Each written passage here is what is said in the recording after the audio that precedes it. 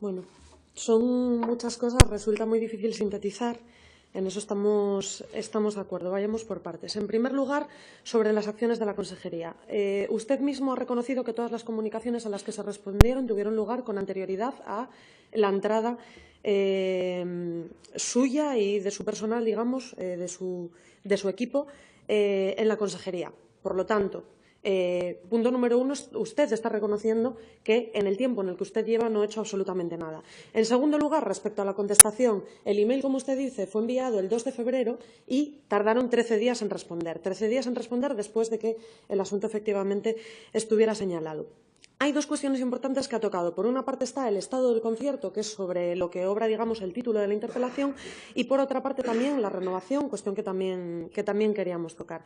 Usted dice que no tiene ningún tipo de responsabilidad respecto al despido del profesor. Yo le digo, efectivamente, es una decisión de una empresa, pero ¿sabe qué ocurre? Que usted sí tiene responsabilidad al respecto de la renovación y mantenimiento de ese concierto. Y le digo por qué. Usted, si la empresa, una vez que sale la sentencia, dice, en vez de readmitirlo, le pago la indemnización y este señor se va de patitas a la calle, efectivamente no puede hacer nada. Pero lo que sí puede hacer es aplicar algunas cosas que entiendo que se deberían haber aplicado. Por ejemplo, en la resolución de 13 de febrero de 2013, que es por la que se aprueben las normas que rigen la convocatoria de la aplicación de conciertos educativos, en el artículo 15, ejecución del concierto, obligaciones de los centros concertados, dice, en el supuesto de incurrir el centro educativo en alguna de las causas de incumplimiento del concierto previstas en el artículo 62 de la Ley Orgánica Reguladora del Derecho a la Educación, se constituirá una comisión de conciliación que debe tomar un acuerdo por unanimidad y, si ese acuerdo no es tomado por unanimidad, la Consejería está obligada a abrir un expediente administrativo y buscar responsabilidades. Este término, decidirá, la determinación de responsabilidades, viene en el decreto, o sea, en la resolución, perdón, de su propia Consejería de 2013, que es la que regula los conciertos que actualmente están vigentes. Esta es la primera parte, pero es que cuando hace referencia a los incumplimientos del concierto y a la Ley Orgánica Reguladora del Derecho a la Educación, en el artículo 62 es la que establece las causas de incumplimiento de los conciertos educativos. Entre esas causas de incumplimiento de los conciertos educativos, en el apartado F dice proceder a despidos de profesorado cuando aquellos hayan sido declarados improcedentes por sentencia de la jurisdicción competente. Es decir, tenemos un artículo de la ley básica que regula, o sea, la resolución de su consejería, que tiene como marco esta ley dice claramente que por un despido improcedente de la empresa es causa de incumplimiento del concierto educativo.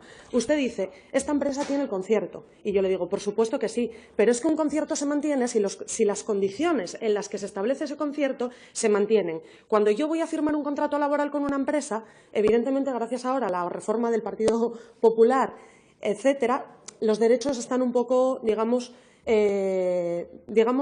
es un poco diferente, ¿no? Pero hasta hace relativamente poco tiempo los términos de mantenimiento de mi contrato eran mutuos, por mi parte y por la empresa. Con los conciertos educativos estará conmigo en que pasa algo parecido. Cuando hay un cambio en las condiciones y además está vulnerando un artículo de la ley básica que regula el tema de los conciertos y al que hace referencia en el apartado de incumplimientos, es más claro, o sea, creo el agua, que la Consejería tiene ya material suficiente por lo menos para haber abierto el expediente administrativo correspondiente. Pero es que además, si seguimos un poco más abajo, pone otro motivo de incumplimiento, lesionar los derechos reconocidos en los artículos 16 y 20 de la Constitución. El artículo 16 lo podemos dejar aparte, pero en el artículo 20 hace referencia expresa a la Constitución a la libertad de expresión de ideas, ideológica, etcétera. Pues ese fue el motivo por el que al profesor de este colegio se le echó a la calle, por decir que el colegio estaba funcionando sin licencia de apertura y actividad y que estaba acometiendo obras ilegales en el centro, además presuntamente con fondos públicos, con unos fondos públicos que están destinados al pago de gastos corrientes por el concierto educativo, no a acometer obras estructurales en un edificio que tiene una titularidad privada, que es de las Ursulinas.